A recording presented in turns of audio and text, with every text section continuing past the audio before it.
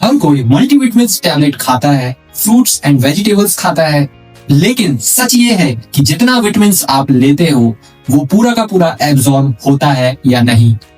सो इसका आंसर है नहीं, क्योंकि विटामिन का एक बड़ा हिस्सा बॉडी वेस्ट कर देती है, जो कि पूरा का पूरा डिपेंड करता है बायो अवेलेबिलिटी में।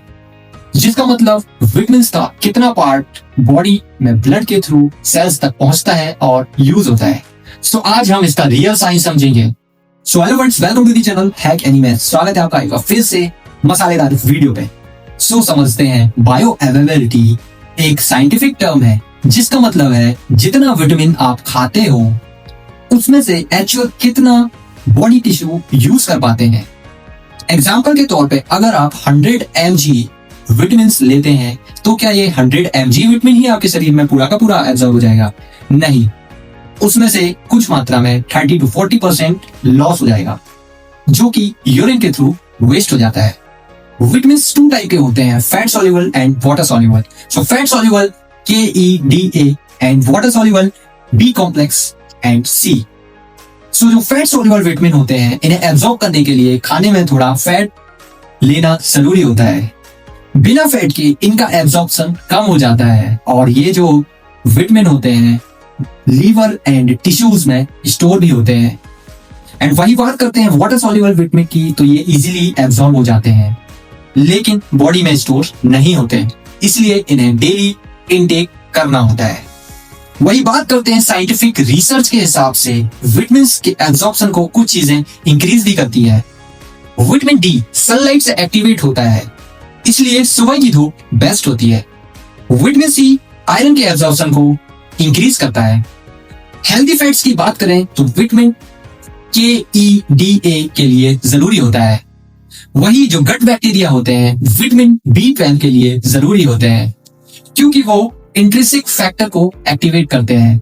एंड बहुत इंपॉर्टेंट चीज, कुछ हैबिट्स और फूड्स विटामिन के एब्जॉर्प्शन को ब्लॉक करते हैं, जिनका जानना बहुत जरूरी होता है।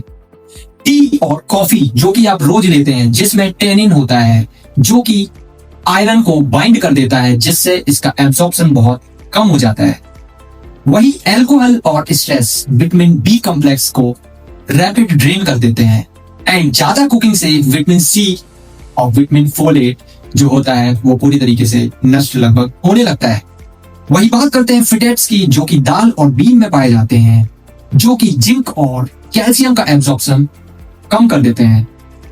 एक सबसे बड़ा मिथ पता है क्या है? आप जितना ज्यादा विटामिन लेंगे उतनी ज्यादा अच्छी आपकी हेल्थ होगी, जो कि सरासर गलत है।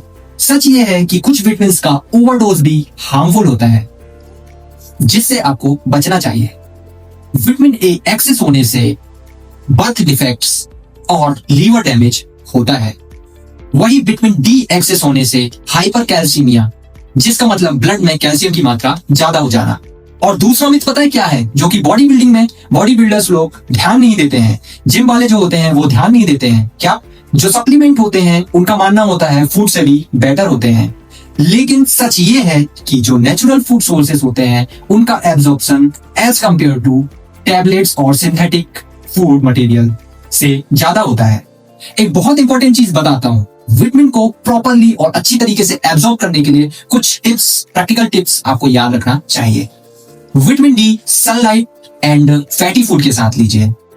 विटामिन B12 मिल्क, अंडा, दही एंड वीगन्स के लिए फोर्टिफाइड फूड बहुत अच्छा ऑप्शन है। विटामिन सी के लिए जूस के बजाय आप रॉ फ्रूट ले सकते हैं और साथ में सलाद भी ले सकते हैं।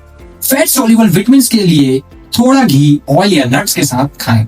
और सबसे इंपॉर्टेंट चीज, अगर सप्लीमेंट लेना हो तो बिना डॉक्टर की एडवाइस के आप मत लीजिए।